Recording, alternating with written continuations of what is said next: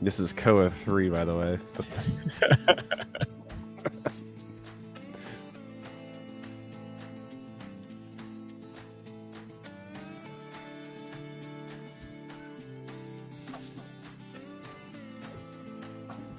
So the live countdown isn't the same as the other countdown. What's the difference? One's a video. Everyone can hear us right now. Yeah. Hey guys. See, I'm not prepared to talk directly to people. You know, Yeah. I'm used to Buckle up. Yeah. I'm a people person, damn it. I'm really good at what I do. You need me. Yeah. Talk to the customers. The engineers don't have to.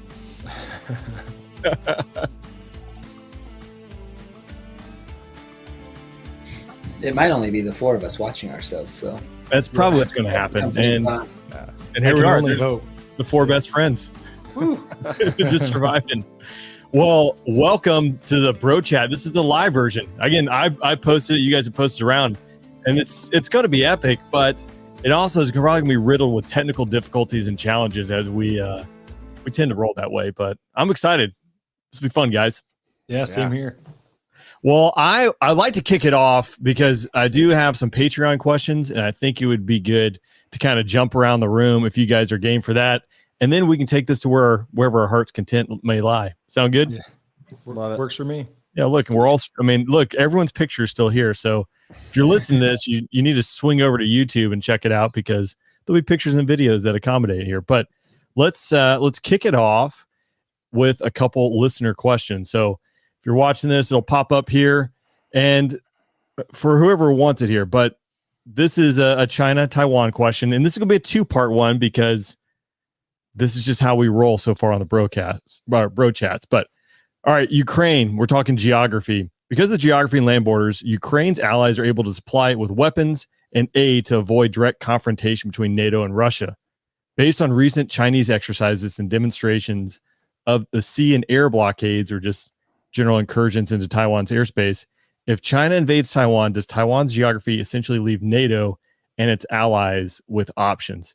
One, sanctions or direct confrontation. So this one, it's kind of interesting, but NATO's not quite over there, but it's worth talking. And then part two, which I think just ties into it, it said it wouldn't be a bro chat if we didn't ask what would World War III would look like, and I think that's appropriate to tie here. So I don't know, Paco, you want to jump on this one? Sure. I'll approach it from a different angle though. So we always like to think that the enemy is 10 foot tall and bulletproof, and that works great when we're training. The reality is that China can't just invade Taiwan. There's 100 miles of water to cross, right? So that actually plays to our advantage. They can't just build a bridge and get across. So invading is one thing. Actually, like having a beachhead, putting forces on the island, and then having control of the land. That is a completely different thing. So it's one thing to attack, it's another thing to actually capture. So I think that actually helps us as the United States and Western allies, because when you look at, China is highly dependent on imports, energy. So they only produce something like 6 or 7% of the world's oil. They are highly dependent on oil imports. And so a naval blockade, even if 30 to 45 days, would put extreme pressure on their economy. When you look at the fact of actually fighting to get people from one side of the water to the other, there's really two ways to do it. You're not going to drive a tank from China to Taiwan, so you either have to airdrop it, and so you can only do that a little bit at a time, and we're probably familiar with that as Air Force guys, or you can put it on a ship and send it across the straits. Well, there's only certain types of ships that do that. These are like transport ships and loading and unloading ships. These are not like warfighting ships. They're just cargo ships. So turns out cargo ships are not very well heavily defended. And so they become nice, juicy targets. So, and because it's just a narrow 100-mile strait, and the north-south limits are pretty well constrained by the north-south limits of the island, it's like a maritime kill box, which is awesome. Well, not awesome. War's not awesome, Right? But yeah, it definitely constrains the problem in more ways than you would think. So let's leave it at that. Yeah, interesting. And then the follow up there again, it wouldn't be a bro chat unless we talked about World War III. So, what do you think World War III might look like? Well, I think the opening salvo is going to start from the air. Actually, it's probably going to start from cyberspace and then the air, and that order. So it'll be knocking out or restricting communication.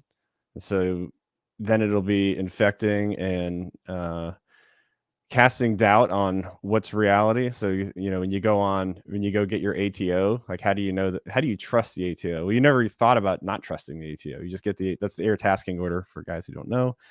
So the way you start injecting things into your supply chains, and you start sending stuff in the wrong places, and you're sending messages that are countering narratives, and they look legit but they're not. And it's not just the IO campaign that you see out in public, whether it's like chat bots and stuff, but this is like on military networks, just causing havoc. So not just cutting the line, but keeping the line open and just generating so much misinformation that it's just you just have inaction. It's just too much. Like, I don't know what to do right now because I don't know what's real. That's how I think it's going to start. Whether it's us on them on us, that's how I think the opening salvo is going to go. As far as the air, what I think is going to happen is what I think we all would like to happen in every red flag we go to, which is, hey, why do we all marshal in the sky and then like charge at each other across the range and meet in the middle like redcoats?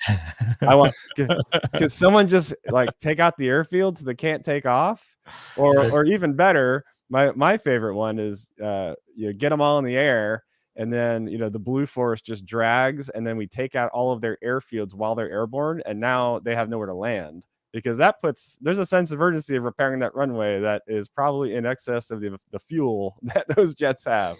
So imagine 200 fighters take off from China, and then we go, all right, hit the airfields, and they hit the airfields, and an hour and a half later 200 fighters splash down in the ocean because they ran out of fuel. It's a good point. All right, shifting gears here a little bit. I think kicking over to Vader first, and then around the room. What is your favorite and least favorite part of the fighter pilot culture? That's a good question. Man, I'd say my favorite part is the community and the bros, like the connections that you get with the people that you work with, because I think there's a certain amount of like struggle and dedication and hard work that it takes to work in the fighter community, and that those around you are doing the same thing, or you hope they are. So you get a really strong bond. And we were actually talking with someone the other day on the Kodiak Shack podcast about exactly that. Like, how does that compare to the private sector, to other organizations? And it sounds like it's there in some ways, but there's definitely an amazing community in the fighter world, which I don't think most people want to give up. I would say the downside, probably the ability for the sport complaining. We'll keep it PG, but the where fighter communities like to complain about the things that aren't perfect or aren't as good. So it's the jets are busted, or there's no support, or all of those things. And that there's a healthy amount of constructive criticism, and then there's just destructive criticism. And I think sometimes people get jaded and they focus only on how bad things are in the organization, and they forget about the benefits. And then they look over the fence to the airlines or to somewhere else, and they tell themselves, hey, it's not going to be like that over there. So I think there's that community which helps build people up, but then if it becomes poisonous, it can kind of tear people down. Yeah, the cancer definitely spreads if it gets going down that path. Bender, what do you think? Yeah, the community is my favorite part, and then I'll just add my favorite part of this will come up on a Kodiak Shack podcast later, because again, like Vader said, we talked about it, but I love the TDYs in the community. So going out to cool places, doing cool exercises with your group of best friends, you can't beat it, especially when you're flying awesome jets and stuff. And the stories that you get from that, like the experiences, it's pretty unbeatable. So I'll hang on to the fighter pilot to a squadron as best I can for as long as I can, keep flying, just so I can kind of experience those things. And then my least favorite part, it's good for you, definitely, but I hate upgrades. They're miserable. So, like going through even my instructor pilot upgrade in the F-35. So I'd already been through the really crappy one in the Viper, and the one I did in the F-35 was I mean, even my instructors of record, you know, they were like, hey, it's a pretty big picture, it's chill, but you just feel that huge weight, you know, that you have to perform to a certain level, and that you have to know things that you don't know, so you have to pretend like you know them, and dance around for a while. I hate that, so I'm glad that's kind of all in my past, hopefully. So yeah, that's a rough part, but it does make you a better pilot for sure. Boom. Paco, you got any thoughts? Yeah, I'd say I echo both of them. Just to reemphasize, it's like, you know, if you ever play sports and you ever you ever get on a championship team and you just kind of hit that rhythm and you have all the right people are driving, they're all doing what they got to do, and the things that you're accomplishing are amazing, and you kind of have that sense of not quite family, but a team that stays together, plays together, trains together, and wins together, has those kind of fraternal bonds, if you will. And it's awesome because, as you know, every 3 years or so in the fighter pilot community, you move and you get to go to another team. Well, it turns out like all the teams been training for the same game, and we're all on the same team. We're just, you know, on different uniforms and different days. But at the end of the day, you know, we're all on the same team in the big picture. So it's awesome that you get to be a part of an awesome team for people that really are putting in their all to do, and they're all, you know, high caliber performers. Otherwise, it wouldn't be there. Which is also the downfall, because everyone is in general a pretty top tier performer. We tend to put in, you know, make it happen, just make it happen, and that tends to do two things. Number one, you end up putting in more hours than your families would probably want you to do, and the second thing is, now it breeds this kind of disgruntled, you know, with finance, you know, did this, and, you know, that's not right. And, you know, if we flew a jet like they, you know, write bills, and like we'd all die, you know, things like that. It's not helpful, not helpful. But, you know, I can't. I remember my tier 1 assignment as a weapons officer. You know, I logged at least 60-hour weeks for 3 years straight. So I was probably hitting 70 most of the time. And I remember talking to a 3-star at the time, and he's like, "Nah, that's not true." I'm like, "You want to call my wife?" Yeah, so it's definitely it's a grind, but man, it's awesome. And I'll tell you that, you know, there's 4 of us on this chat today. 2 of us are no longer flying or on active duty. And I'll tell you, as a retired guy, you know, it takes a couple months. I've been retired for about 6 months now, and I'm like, yeah, you definitely have that, like, I really do miss, like, just walking in the squadron and going by the ops desk, and, you know, walking through flight equipment, doing your rounds through the vault, see who's in there studying and who's prepping, and just wanting to know what's going on and how can I help, and just trying to learn off of each other and just be better every day. So, yeah. No, that's awesome.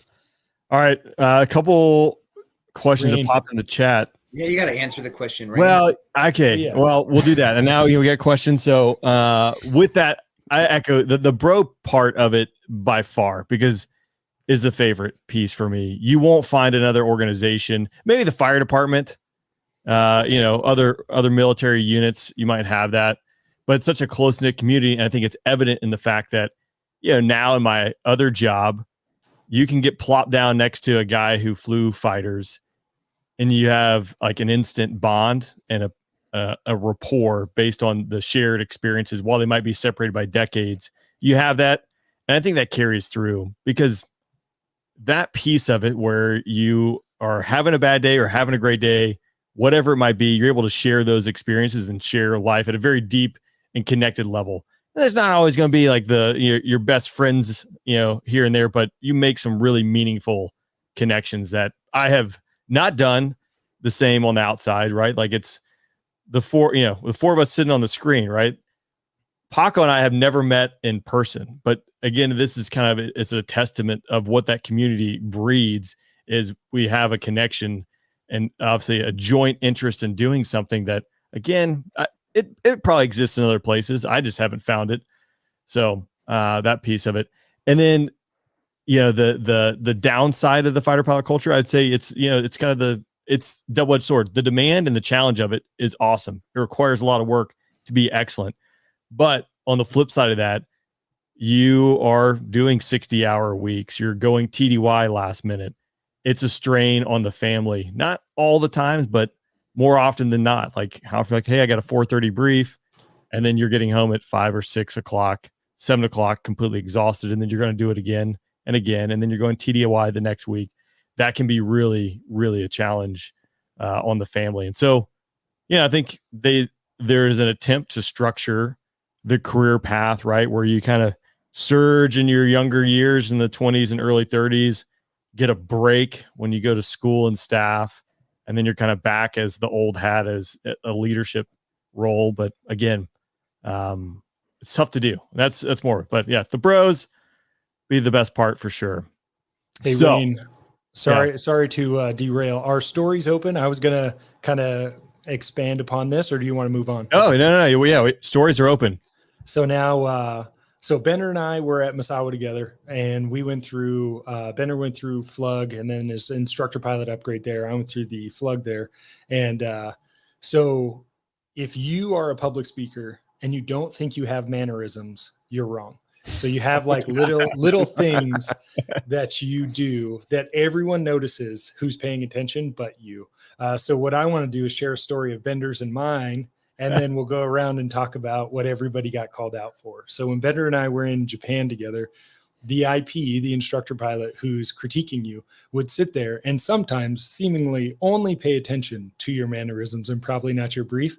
So at the end, there'd be like 43 tick marks at the top of the piece of paper. And he'd say, you said, and 43 times.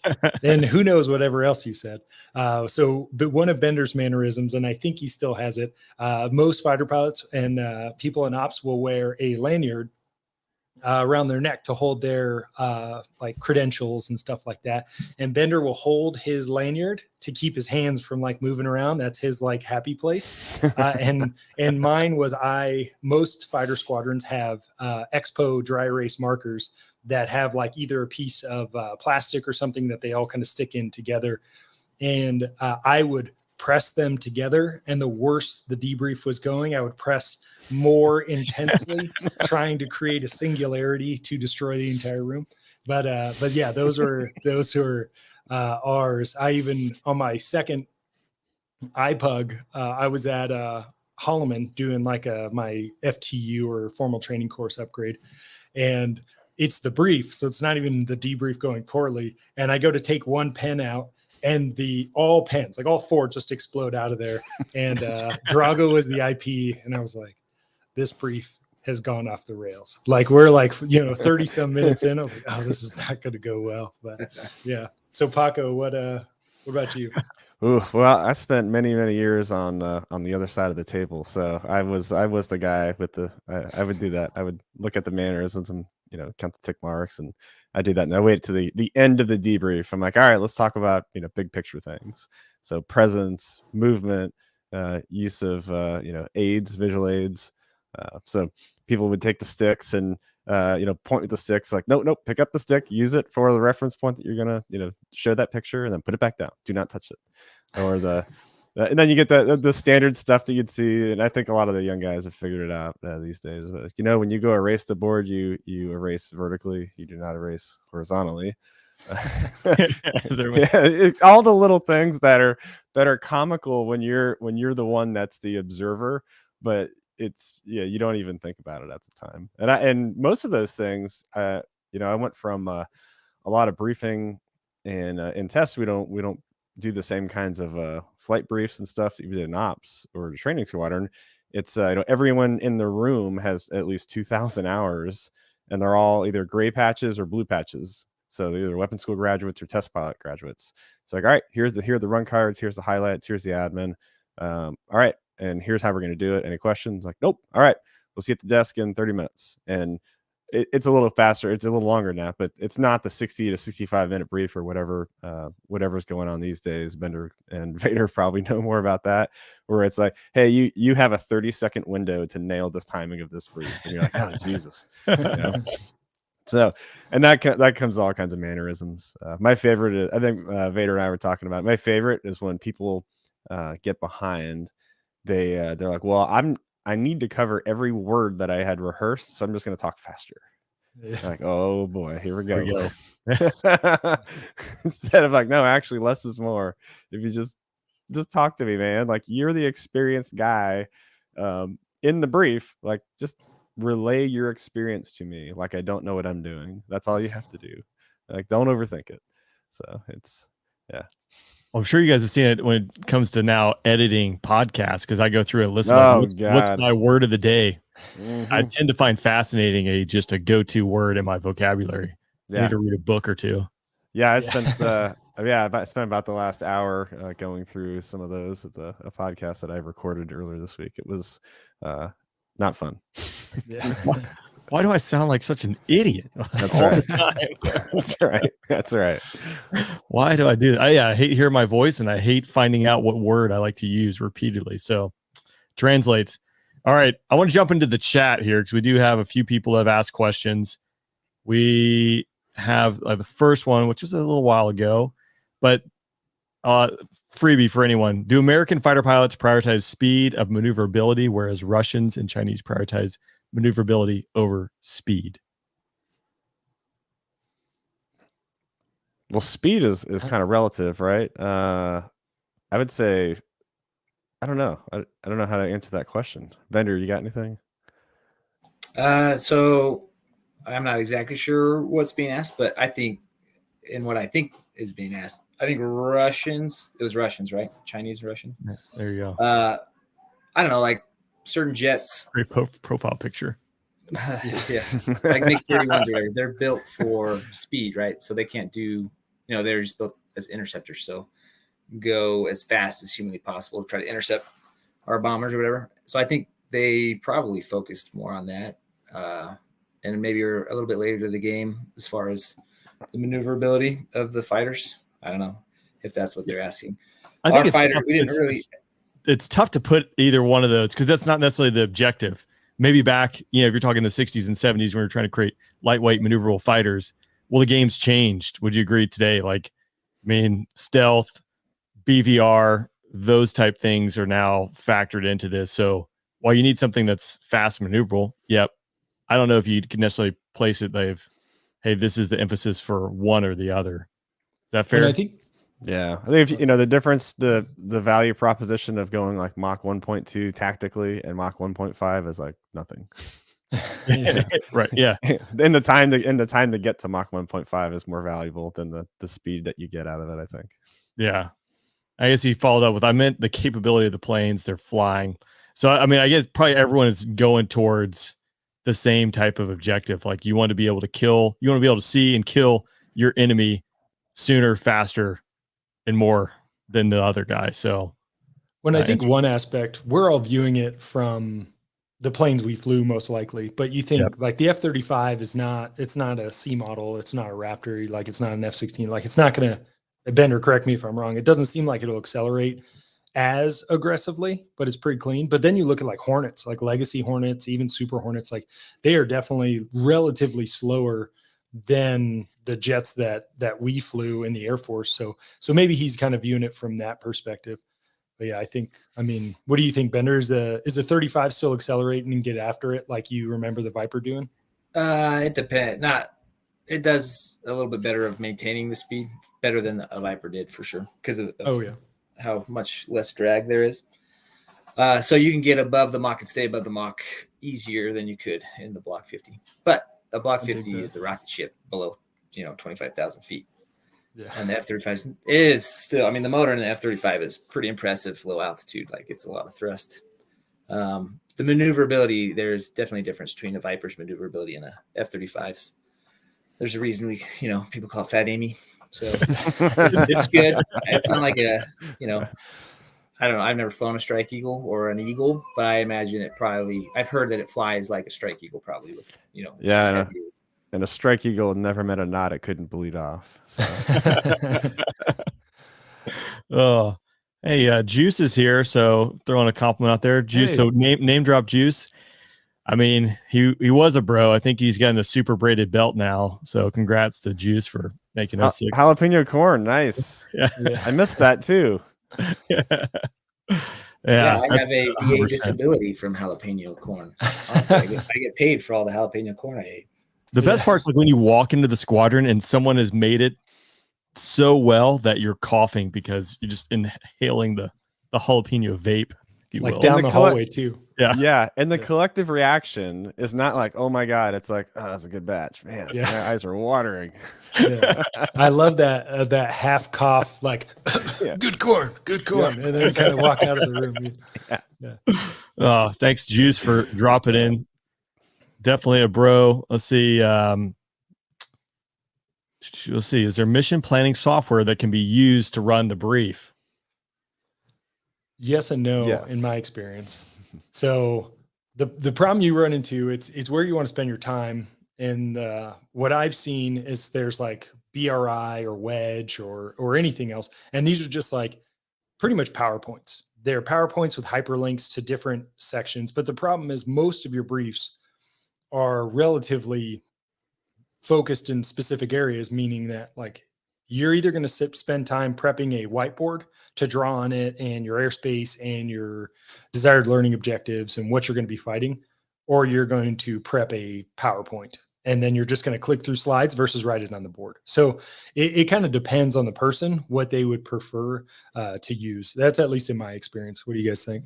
Yeah, I've seen back and forth, and it's interesting to see, over time the pendulum swings, where you have some squadrons have gone like, hey, let's just have standardized briefing guide. Like, okay.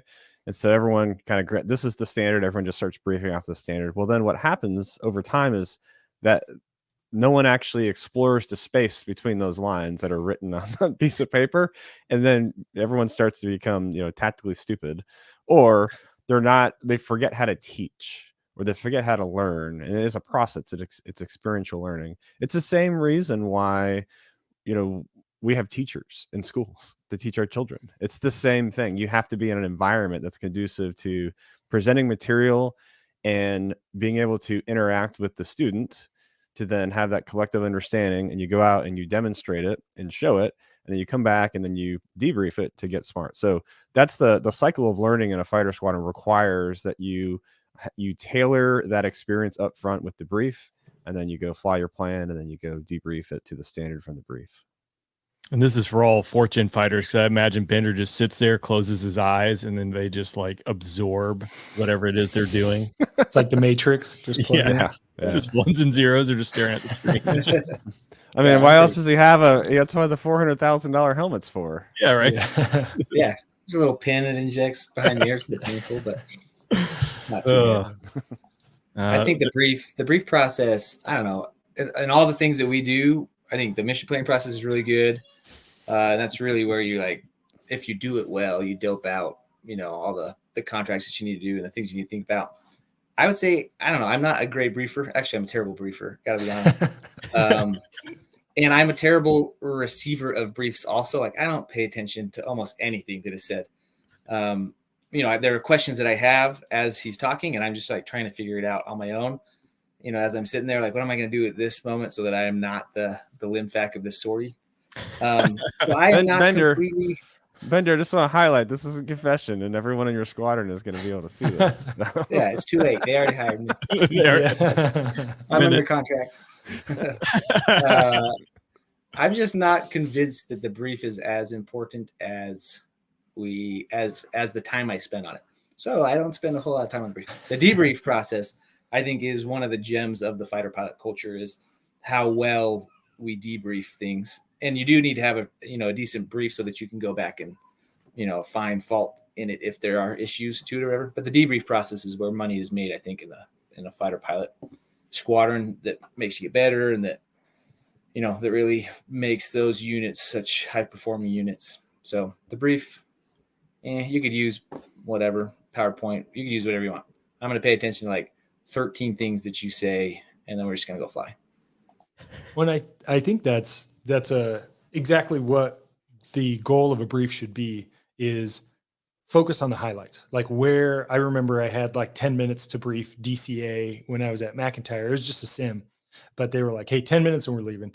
And I was like, all right, here are the 4 things that always get messed up. And really, that's kind of what a debrief or a brief could be. It could be 10 minutes, it could be 20 minutes, but we just fill it with hey, you have 8 to 12 minutes of to and from, and then you have 50 minutes of tactics and tactical admin. And yeah, I think it could be less, but that varies depending on the experience level. Kind of like what Paco was saying, you know, you're in the test world and everybody has 2,000 hours. Like, brief's probably not that important, but it's like an MQT kid's first ACM sortie. Yeah, and you have enough experience with the young guys. You can go, all right, I'm going to tell you you're going to screw this up. We're going to tell you how you're not going to screw it up. You're going to screw it up anyways. Right. And then we're going to come back and I'm going to show you on the tape. But I'm just telling you, like, this is the thing that everyone is going to screw up. And so pay attention. Like, oh, and then they screw it up anyways. But that's part of the learning process. And he even told me it was going to happen. Wow. Yeah. That's no, me. You've seen it enough. Yeah. I have to learn the hard way. I'm like, I know I'm going to mess this up. And they're like, you're going to mess this up. And I mess that up. Yeah. There's certain truisms with that. Yeah, Vader, you've gotten now 2 comments about your stash. Yes, One appreciate it. The last one said that you're now an honorary fireman. So I'm not sure what that means, but that's awesome. Well, thank you, There it Chris. is. Yeah, I appreciate it, and great. I'm far too soft to be a firefighter. That's I couldn't hang with you guys. Oh, that's awesome. I mean, I see Bender's working on it over there. Yeah. It's a little embarrassing, honestly, to be out here with the mustache, but I was just TDY, so I grew it out. I mean, I just got to own it for a little while. But I can't grow what Vader's got going on. I do have some Just for Men that my wife purchased me yesterday, so we'll try that out. Maybe add a little volume to it. There you see go. what we get. Yeah, look, see juice. Yeah. There you go. Yeah, look at that. Perfect. All right. There's 2 more questions, and I do want to jump into some topics, but I think it'll lend into it. The first one is, let's talk about the Viper. Since it's such a good dogfighter, is there any merit to the idea of pulling the cockpit out or pulling the person out of the cockpit and life support out of it and just putting more fuel in there, strengthen the airframe, make it 10G capable, slap a bunch of ETOS, which F-35 magic there with the sensors, and giving it remotely piloted aircraft capability, throw, some airmen in Nevada and make it a remote wingman. I think this will pair into some of the things we can talk about. So make them drones. Yes. That would be missile sick. trucks. So we talked to Cowboy Serdar, who he was a previous Viper guy. Now he works for SpaceX. He was medically retired from the Air Force, but that's a upcoming episode of the Kodiak Shack podcast, so don't miss it. But he, before he went to SpaceX, he worked for Meta on their VR goggles, Oculus, right? I think that's what it's called. Anyway, he said at one point part of their development process was they wanted to take one specific aspect of VR goggles, like the resolution for one, or like how wide the field of view could be. What were the other ones? Like the processing speed. Anyway, so each team was working on just one specific thing. So it didn't matter. None of the other requirements mattered to that particular team's project. So one team, the field of view is only like an inch by an inch or whatever, but the resolution was like 8K. So it was like real life. The other one, the resolution wasn't good. The field of view wasn't good, but the processing power was instantaneous basically. And then the other team had a field of view regard or whatever that was 160 degrees, so it was like amazing, even though the resolution wasn't good and the whatever wasn't good. But their goal was to get as good as possible in each particular aspect, and then to start merging those capabilities together. And you could do that with an F-16. If you pulled the cockpit out of an F-16, so you get rid of the seat, you get rid of some of the avionics and ECS limitations for some of that weight, then you could put thrust vectoring or something on it, and it could be, it could be the best thrust vectored fighter. And then one of them, you could just slap sick jammers on it, and then it can just crush a lane with jamming. Anyway, you could do that kind of a project where you just like make the best possible dirt from jamming, or the best possible maneuverability with thrust vectoring. Anyway, it'd be pretty cool to do that with if I was an F-35 and I had 3 drone Vipers on my wings and each one had some specialty that it could, just rage with, that would pretty full up. So I am all on board with turning old Vipers into drones and making them awesome. Boom. Yeah, Paco, what do you think? I feel like you have pretty good insight into this. Yeah, I don't want to go down a rabbit hole too far. What I will say is we do have those today. They're called QF-16s. We use them as targets. So yeah, boo. I've shot plenty of them down. Boo, even more. I'm like, I can punt this user from this chat. The point is, yeah, it's been done. We've converted them. We fly them out of Florida as aerial targets. They have it's something like a 250 or 300-hour design life after they come out of mod. They fly manned most of the time, and then they have, I think they're called nullo emissions, which they take the person out and it's remotely controlled. And then when it gets to the end of its life, it does its one way trip, and it's got a kill authorization for it. So we actually get to terminate the missile. We don't terminate the missile. We let it actually hit the QF-16. But yeah, it's when you look at ACP, CCAs, man-to-man teaming, crewed-uncrewed teaming, depending on who you are in the Pentagon, there's a lot of promise there with that, and there's a lot of people thinking about it. And yeah, it's going to be a thing. This is what I think about that whole process. Is we talk about, okay, we're going to unmothball all these F-16s. We're going to refab and change all these things up. We're probably going to have to refly them to certify them for flight. But the reality is, like, everybody who has seen a depot input in return, no offense to the depot, but the reality is, like, these like refab timelines are always wrong. So, they say, hey, in 2 years, we could take every single one of them and make them a CCA or whatever. The reality is, like, I don't know, maybe an order of magnitude longer or something like that. Like it is. Oh yeah, you're right. The QF-16 that I talked about, the mod line for that is in Cecil Field, Florida, and the cost and time to mod those jets, the Air Force has terminated the contract, and they're gonna stop buying them because it costs so much money to modify the aircraft that we already own just to make it unmanned. And this isn't like autonomy. This is like someone on the ground is controlling it. So it is not a cost-effective thing. That's why there's a program called the Next Gen Aerial Target, which is an unmanned thing that they're trying to develop. So it sounds like a great idea, but in execution, it's way more complicated and way more expensive than you think. And just so everybody like really realizes what we're saying, because of the way we do things in the DoD, it is cheaper to build a brand new 0-hour product to destroy than to mod a current product. And I don't know, I'm not an engineer, so I don't get why it's so difficult, but it seems like it shouldn't be that way. But that's just me. What's crazy is the fact that Boeing had that contract to do that modification on a Lockheed Martin F-16 or General Dynamics F-16. The funny aspect and tie to this is doing demo, my maintenance superintendent ended up becoming a lieutenant and would have been perfect in the maintenance field, right? With like almost 20 years of maintenance experience in the F-16, the Raptor, et cetera.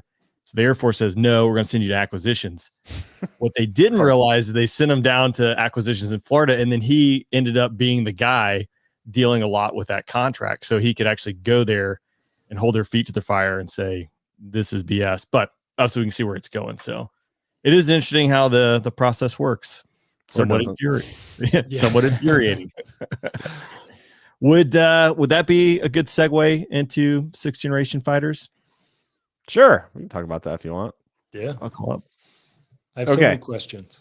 Yeah, so many questions. We won't be able to answer any of them. And, just okay, speculate wildly. We'll speculate. Well, we'll speculate a bit.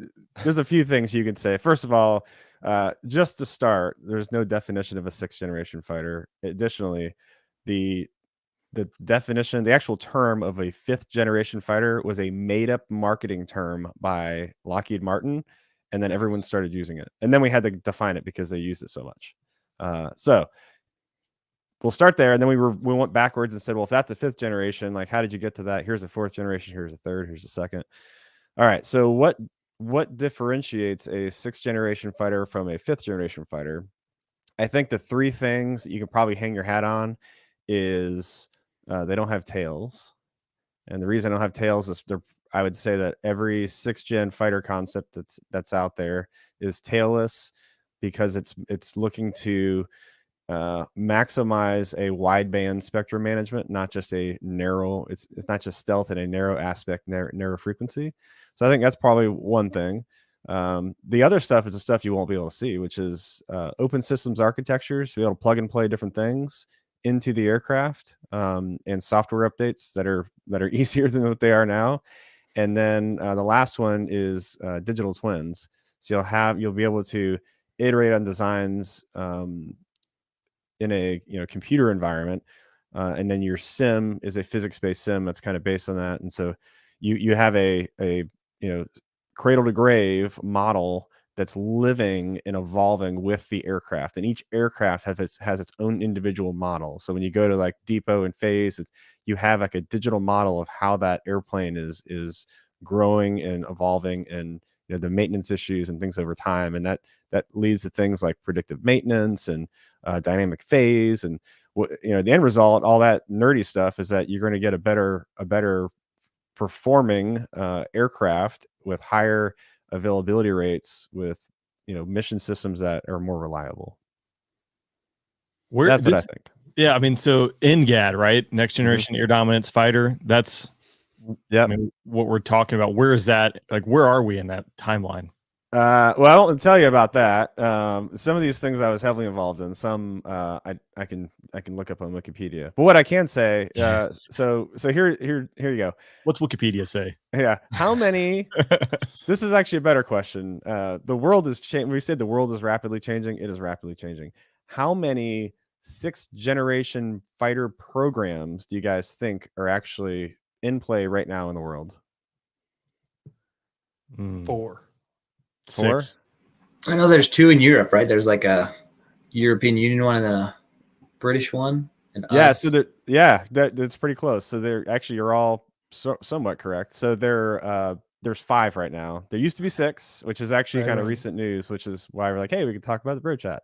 So the first 2 are U.S. programs. There's the NGAD, Next Generation Air Dominance. That's the Air Force program. There's NJAD, that's a soft G, same acronym, just a soft G, and that's the Navy. So of course they had to name it the same thing, which is a hard G versus soft G. Go figure. Then there's FCAS, which is the Future Combat Air System. That is one of Europe's programs. That's France, Germany, and Spain. And the news on that is they actually just signed the contract this last week to move on to the next phase of development. That thing isn't going to be fielded to 2040, though. That's a long ways off. But it does have some very ambitious, very public, actually, man-on-man teaming initiatives. Airbus, believe it or not, of all people, is pretty far ahead. They're one of the lead primes on that, and they just did a really sweet man-on-man teaming demo like last week.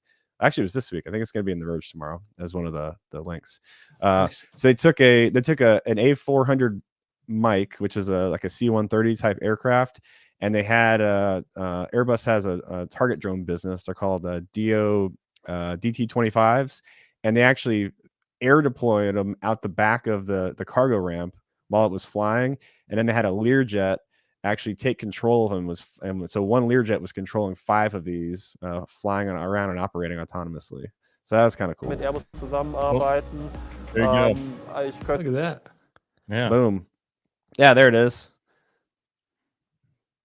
And a lot of German speaking there. Yeah. So yeah, there you go. Out the back it goes. Out the back it goes. Yeah, that's pretty cool. It's pretty wild. Yeah, fancy. All right. So when I look at that picture, and I don't know how far we can get down this road, how's the maneuverability? Obviously, I look at it and I feel like that looks like a fighter. Like, are we building these with the assumption that they need to be able to turn, they need to be able to BFM, or are we building these under the idea that, hey, we're not going to have to do that because the technological advances? You talking about the one that's on the screen right now? Yeah, this one, whatever that one's supposed to be. Yeah, so this is the other news. That is China's 6th development, 6th generation fighter. Oh man. Yeah, how about that? So that's a clear mock-up that they showed on an air show last month. It's been in the Chinese white papers and R&D stuff for the past about 2 years. So I would expect it'll probably surprise everyone when it starts flying, probably 10 years ahead of what Intel says, because that's been the track record lately with Chinese tech development, is they're way faster than anyone ever thinks. So some of those are way more maneuverable than you would think. So let's leave it at that. They might not look that maneuverable, but they're probably a little more maneuverable than you think. And unlike a B-21 or a B-2, which are subsonic only designs, those actually can go supersonic. So there's a speed and a maneuverability kind of baked into it without a tail, which makes it a 6th generation fighter. Look at that. Yeah, how about that? Yeah. The other one that's in Europe is was so there's a program called Tempest, which was the UK, Italy, and Sweden, and that was to replace the Typhoon on a 2035 timeline. And then there's another program. Put a pin in that for a second. There's another program in Japan. It was called the Mitsubishi FX. It doesn't have a name. It's basically supposed to replace their F2s, which is like your Viper cousin out there with the canopy bow. Ugh. Yeah. So what happened was the UK, Italy, and Sweden they were doing some collaboration with Japan already for some co-developing engines for their separate programs and a few other things. And finally, like, hey, why don't we just like build one fighter together? And so this past like 10 days or so, all the countries have agreed to merge those two next gen fighter programs into a new one. And this new program is now called the GCAP, the Global Combat Air Program. So that's all your next generation fighter stuff for the week. There's a lot of stuff going on. Yeah, that's wild. We did have a question, B-21 unveil, and I know we showed just a quick picture of it. They want a 30,000 foot view. Paco, I know you and Ward Carroll did kind of an in-depth talk about it. You guys want to share some thoughts on B-21 Raider? Yeah, it's small. It's relatively cheap, and it's not next gen. So it's not a next gen bomber. There's a program called the Next Gen Bomber that got killed, and this is the result of it, which is don't make it too good. Just refresh what we already have, and we need to do it fast. We need to do it cheap. And so the big part of this program is that if we apply the same solid engineering principles and what we've learned from design out of the B2, and then we just raid the parts bins of everything else that we have already spent money developing, like F-35 engines, we can just put that in the B-21. We don't need a new engine. The landing gear looks like it comes off of actually a Boeing airliner. So in the radar is probably something that's already, it's a Raytheon or Northrop product. The EW system is probably, a BAE system or something like that. The whole point was, spend the money on reducing risk for engineering the things that's hard, which is like, let's build a brand new airframe. Like that's actually pretty hard. We don't do that very often. And then let's risk reduction is reuse everything else so we don't have to make it too hard. And that was one of those struggles with the F-22 program, the F-35 program. The F-35, it's not the contractor's fault that the requirements were, I want an aircraft that do all of these things. And to do that, I need a new ejection system. I need a new engine. I need a new avionics system. And so it had so many new things all going on at once. And then it had concurrency for development on top of that. But the B-21, it was a cost plus development and a fixed price production contract. So it's a dual contract. That the only thing that you need to know about that is that the cost to do the engineering and the R&D, it goes to the government. So whatever it costs Northrop to do it, it's cost plus. So it costs us this much, and they give them 10 or 11% on top. And go, that's what we're going to pay you. When it flips to production, those are fixed price contracts. And so when the program was started, when NGB died, Next Gen Bomber died, an LRS-B, long range strike bomber. When that started, it had a fixed price back in 2010, which is why all the price estimates you see say $550 million in 2010 dollars. That's why, because it was a capped program, which forced a lot of design and engineering choices, which is why you don't see new engines, you don't see new landing gear, and so they're going to spend the money on the airframe. I appreciated on your newsletter, the Merge newsletter. If you're not following it, you should start. But the B 2.1, because when I looked at it, I was like, my eyes are not watered, So I'm wondering what I'm missing. I assume the guts are better than it, but yeah, I feel like we don't want to just have one problem to solve because then it kind of makes us easy to defeat. So was calling this a 6th generation bomber just a marketing ploy? I mean, that's what everybody assumes, right? There's no real fundamental shifting capabilities or. Yeah, it goes back to what I said about the fighters, right? That's a made up, that is a made up Northrop term for this. And if you, and I saw the article where they started talking about that, and they basically anchored on the things that we talked about: open systems architecture and digital twins. That's how they're defining a 6th generation bomber. Huh. So what about the next generation weapons? I want to talk about that. I don't know if I'm derailing this thing for you, Rain, but I know the things I know, but I'm not comfortable. I don't know what is in the merge newsletter about that stuff. So talk to me about the next weapons we get, because they are crappy right now.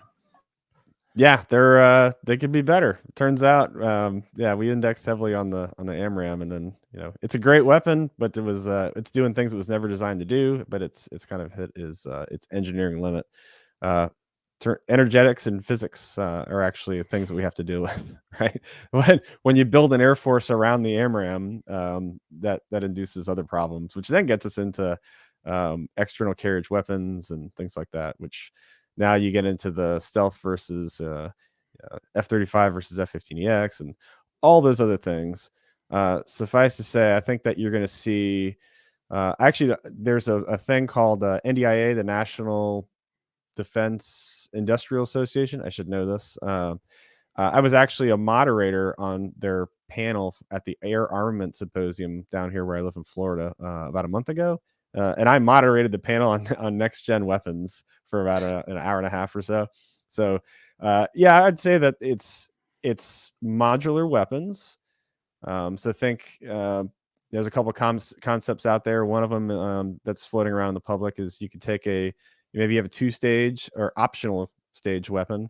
So I have think of an AMRAAM with a booster. It has a 2nd stage, but that booster, if you wanted to put it, on a 4th gen on the wings, because you don't carry about internal carriage, you could put the booster on. You could take the booster off, and you could put it inside a 5th gen, and then the time to do that's 30 minutes. So you can just take the booster off. So your supply chain becomes pretty streamlined, and your options of what you can do with that weapon becomes pretty interesting. The other thing I think is that I appreciate what China's been doing with their weapons. As it turns out, when you can, I've lost track. I've had so many new missiles come out in the past like 7 years. But say there's 4, even if there's 4 new missiles, and where everyone's kind of going crazy trying to figure out, what can it do, what it can't do, what are the limitations, how I would develop tactics. You don't know what missiles on what rail on what aircraft, and so you plan for the worst. And so they might have one missile, but man, I tell you what, everyone is treating them like they're everywhere. And it's just like when we fly, you guys probably see like these like LFEs and like, oh, this is the aircraft and this is the weapon it has. Like, how do you know that? Like, you're not going to know that. What we plan for the worst, which is, I mean, in some aspects you got to do it, but there's definitely a strategy around fielding multiple weapons with multiple different attributes. I'd like to see a short range, very fast weapon. I'd like to see a long range, freaking losers. Yeah. I like to see a lot of things. We haven't invested in weapons. I think the 9/11 probably took the Air Force's eye off the ball for air superiority for 15 to 20 solid years. And we're playing catch up right now as a result. Well, speaking of the comment that we just saw, I got to do a TDY to AFRL, and they are working on a airborne laser platform from a fighter-sized aircraft, and it is a capability that will be out there, but it probably won't be in the way that people would like it to be or expect it to be. So cool, but it's not going to solve all of our problems. That's for sure. Turns out I'm not an engineer, but there's a lot of problem sets when it comes to heating things to death with a laser.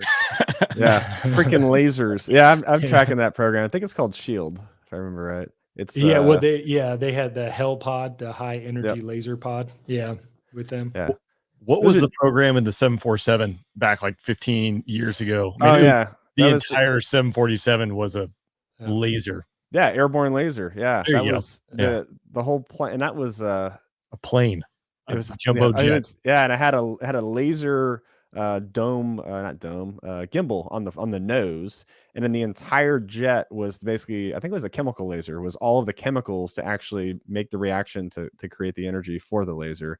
And the idea was that 747 would just be orbiting, and it could shoot down the single ICBM, coming in from like North Korea. One time. One and done. One time. One and done. Yeah, one and done.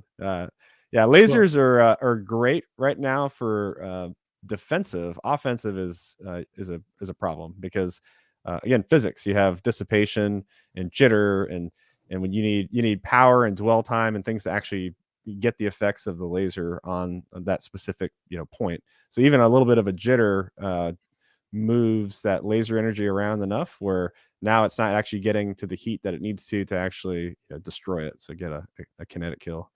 Yeah, lasers are going to be cool, but mostly defensive, probably for the next 20 years.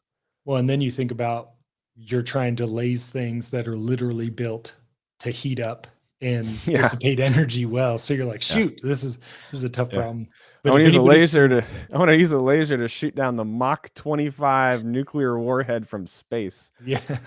Yeah, how's that going to work warm, out for you? Yeah, it's pretty warm. And if anybody hasn't seen the movie Real Genius with Val Kilmer, that's great. It's a great movie. The 747. It's all about lasers. So if you want to learn about lasers, that's where I got my knowledge. That is probably the first movie. I think that's the first movie that has the B-1 bomber.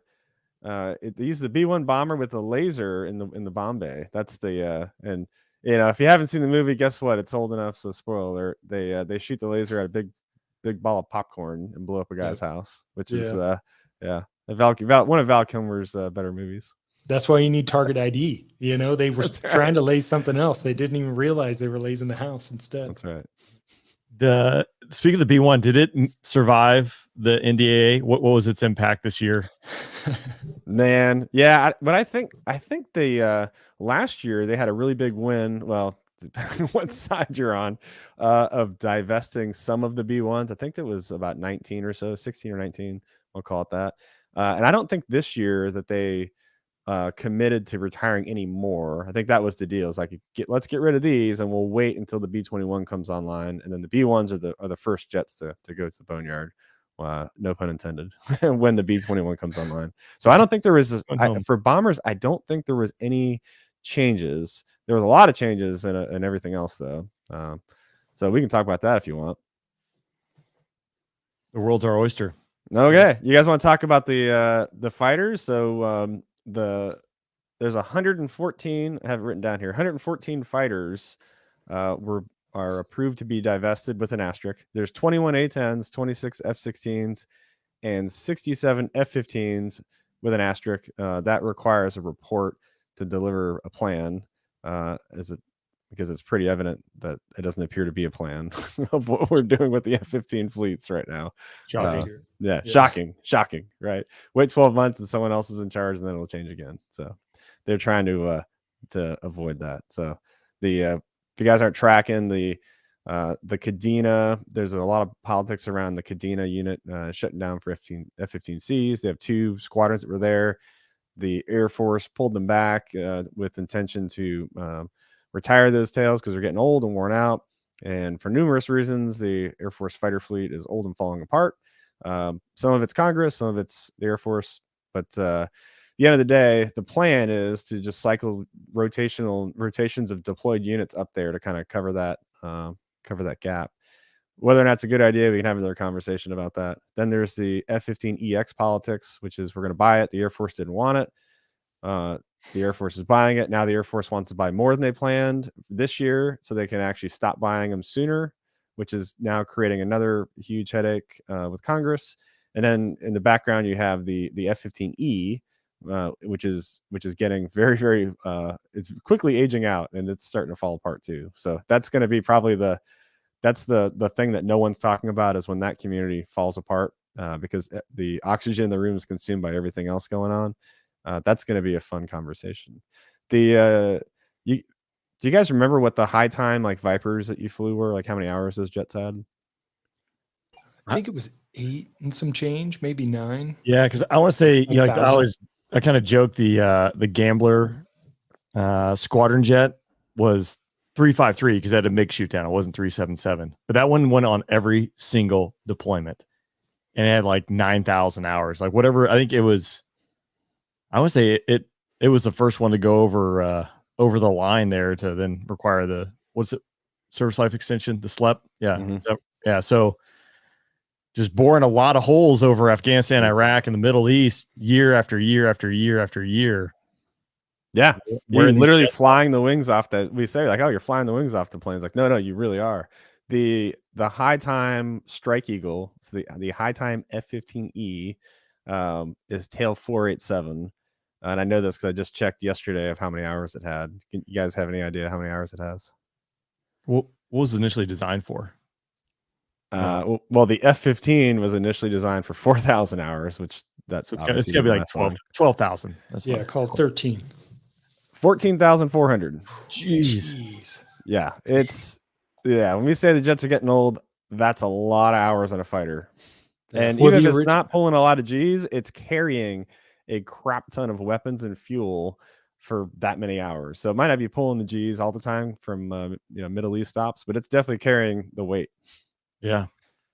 Well, and you think because the F-16 was originally a 2,000 hour platform, and then I think that was like the A model, and then I think the C model was like 3,000 or 4,000 hours. So we're over doubling the hours on these planes that they were ever supposed to have. It's fine. It's like 4 or 6 bolts holding each wing on. So That's right. nothing. Turns out, it's like the B-52. Turns out when you take away the computer and you have like a calculator and a slide ruler and a pencil, you're going to probably over-engineer some stuff for mom and the kids, right? So we're reaping the benefits of people not having computers back then. Now, as we design things that are so streamlined and so efficient, the ability to SLEP things, I think, is going to start to go away. Yeah, I mean, just look like a T-37 or a T-38. Like the T-38 or T-37, you could bang that on the ground, bump wings midair during the morning go, and then fly in the afternoon. Like if you did that with a T-6 today, like that's a Class A. That plane's probably not flying for months. Best case scenario. Oh yeah, if it gets a bee sting, I mean, it's down for maintenance. Yeah, it's over. It's over. So, not a good thing. But speaking of hard landings, the F-35 the other day, the Bravo, Abomination. Let's talk about that. Look at the video. Here we go. Yeah, look at that. Why is that smoke coming out the back? Everybody else notice that? Yeah. like on the initial. It's once the motor rotates in the vertical, you kind of see it. Like right there when it's hovering. Yeah. I wonder if that was like a vape or some kind of like environmental condition, or if that's. I'll give you my theory. Yeah. When this is over. So for the listeners who are tuning in and don't know, there's 3 different F-35 versions. Here's how I keep it straight. There's the F-35A, B, and C. Okay. The A goes to the Air Force. The C goes to C, so it's with the Navy. And then the B buzzes around like a bee, so that's the vertical one. So this is the F-35B that we're talking about. That's the only way I can keep the 3 of them straight. Bender, you probably you fly the F-35A, so you probably have a more professional way to keep those straight. Is it like Fat Amy, Fatter Amy, Fattest Amy? Pretty much. I know the C's can fold their wings. That's about all I. But those are big wings. I mean, wouldn't you like those wings? Look like they would do you some good. Those big old fat C model wings. The problem is you lose gas and you lose weapons. Well, I'm saying and this is why I was like, you go back to like, well, why couldn't the F-35A just have the size of the wings of the C? Like, I don't care if it folds or any of that crap. I just want the wing design. Like, why did we take the B wings and put it on the A and not the C style? But I have a long list of what ifs. Why does my canopy open backwards? Like, blame the Marines. Blame the Marines. It's pretty much for everything. Yeah, it's this thing right here, this 5th generation hovering fighter doing helicopter things. Like, jets are not meant to hover. I saw it in a group chat I got when this happened. Like, yep, like the scarier. I've seen enough scarier landings to last a lifetime when I was in the Marines. Hey, if you bring up the other picture of the F-35B like powertrain, not that one. That's pretty cool. Here we go. Well, here's the powertrain. Okay, so here's my theory, complete theory. Vader, you mentioned that puff of smoke, and then you saw it kind of it lost power in the front or increased power in the back. Well, we know it probably didn't increase power in the back because it's in the mode it's in, right? And that is a significant power differential that caused it to do that. So what I think happened is it had a slightly hard landing. So you saw it bounce a little bit off the deck, And what I think happened, if you look at the forward duct fan, there's that forward shaft that connects it to the front of the turbine engine. There's like a carbon clutch that connects those two. So what I think happened is the hard landing broke that part of the drive shaft. And then when it broke, that got in. Two things happened. It got ingested into the engine, which is where the smoke came out the back. And then because it's no longer connected to the engine, the forward duct fan is no longer producing lift. And that's where the jet kind of does its thing. Yeah, that's actually interesting. Because you do see. Yeah, you see the smoke and then you see it. Poof, yeah, right there.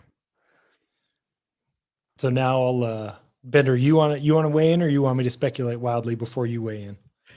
I'm just going to speculate wildly as well. So, but I think Paco's probably right. My guess is that or someone that I've talked to who does the depot maintenance for these, so he thinks that there was that front fan failed kind of end game of the landing, and that's what caused that hard landing. And then as it's failing, you get more of the thrust out of that back end, which tips it over forward.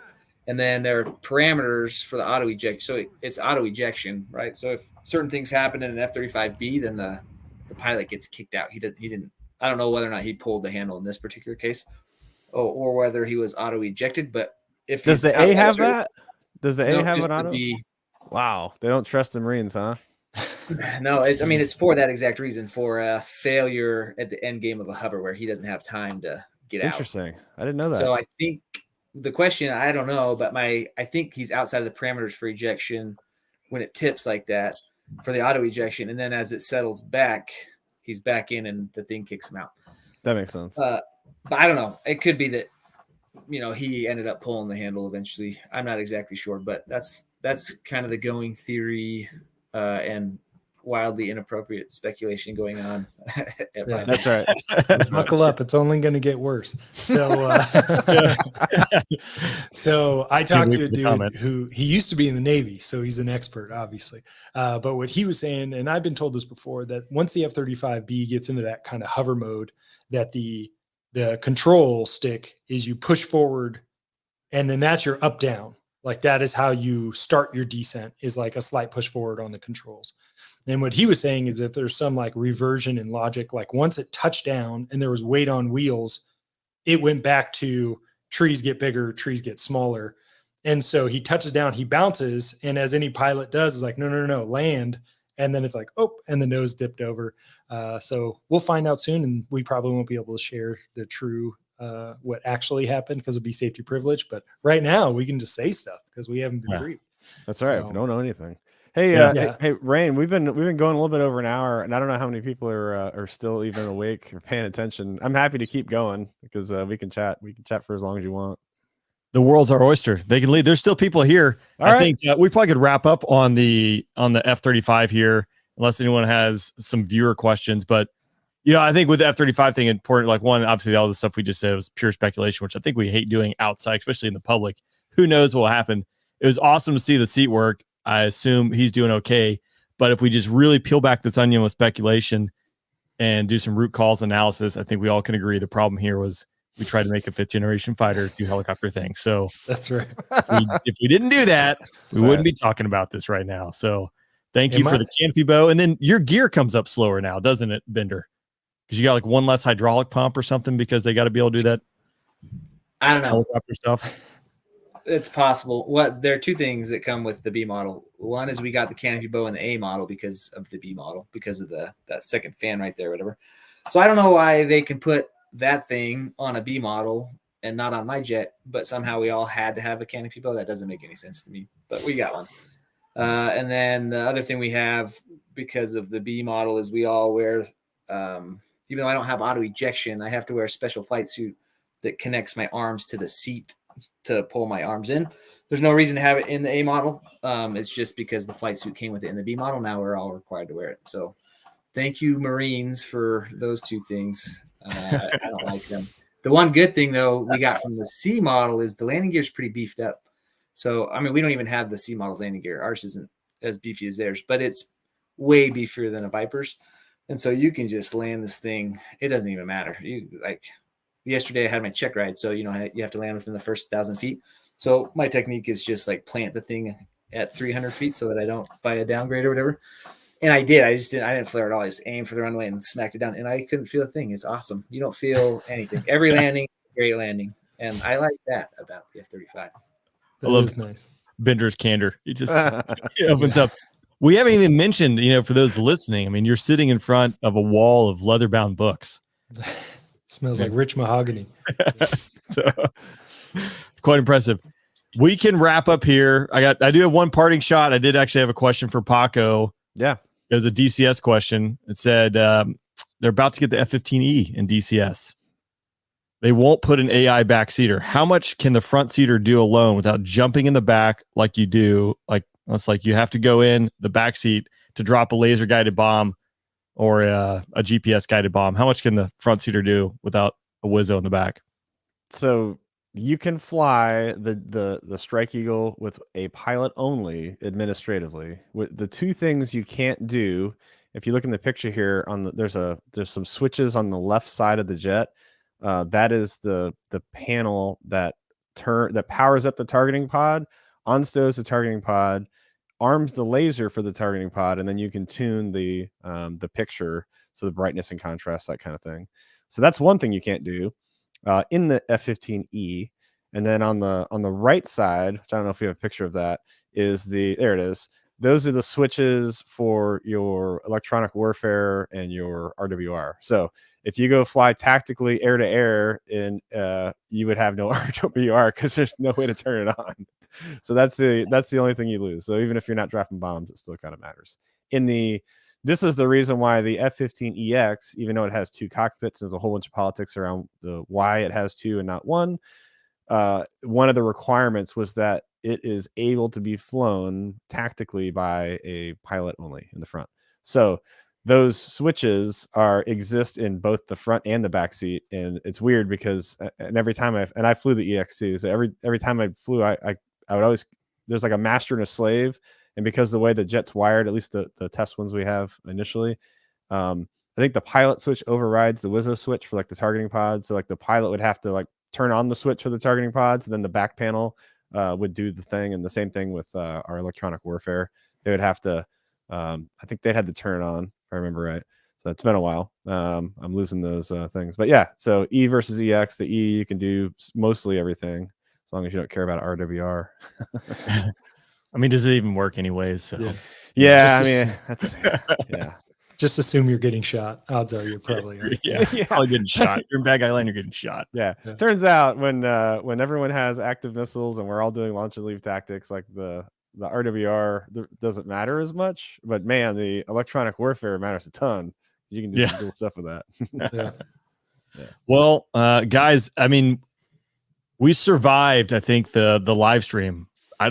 There weren't too many technical challenges. I mean, I showed a couple different pictures randomly and erroneously, but I think we made it. I think this is a success. I think this could be the way that we just do these now, because I mean, there's no post-production, and all we have to do is like figure out how to magically line schedules, and this might be a thing. I don't know. Let's let the listeners can comment on the YouTube and let us know. Yeah, if you liked it, drop a comment down below, like it, share it. Again, you can find the Merge newsletter. If you're not subscribing to that, you're failing. But Paco, you now have a podcast, so I know that's out there wherever you can get your podcasts, as well as YouTube. And then Bender and Vader got the Kodiak Shack podcast. Again, you can get it wherever you listen to your podcasts.